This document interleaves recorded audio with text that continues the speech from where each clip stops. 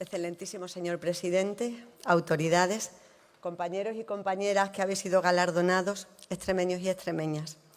Agradecemos profundamente que esta distinción, la más importante de nuestra tierra, se otorgue a Marco. Gracias a la comisión que concede las medallas. Gracias a los amigos de Marco que lanzaron esta iniciativa. Gracias al Ayuntamiento de Badajoz que decidió liderar esta propuesta.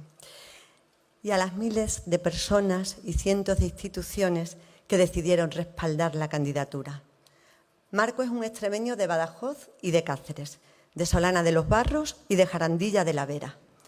Ha sido un hombre bueno en el más profundo sentido de la palabra y la multitud de adhesiones que han secundado este reconocimiento son una muestra más del cariño que ha cosechado a lo largo de su vida. No nos correspondería hablar a nosotros, porque la medalla es para él.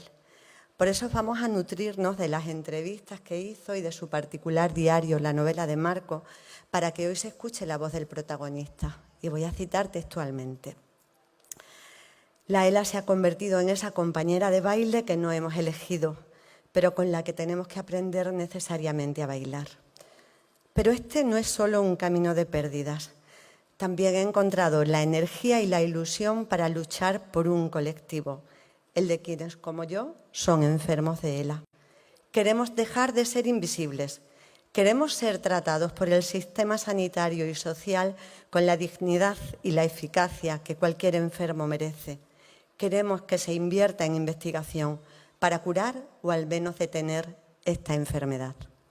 Es un camino duro el que atravesamos y en él he encontrado mucha gente solidaria con nuestra causa. Enfermos luchadores que se convierten en auténticos héroes en el día a día. Me sostiene la certeza de que juntos somos más fuertes. Hay dos palabras que repito constantemente: adelante y gracias.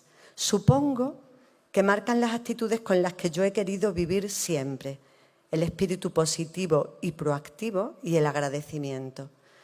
Si nos paramos un poco, cada día encontramos motivos para estar agradecidos. Hasta aquí las palabras de Marco. Él ha sido, sobre todo en esta última y difícil etapa de su vida, una persona inspiradora. No solo para los enfermos de ELA. Quienes estábamos cerca podemos afirmar que acompañarlo en este camino nos ha hecho mejores personas y que de él aprendimos que no es lo mismo vivir que honrar la vida.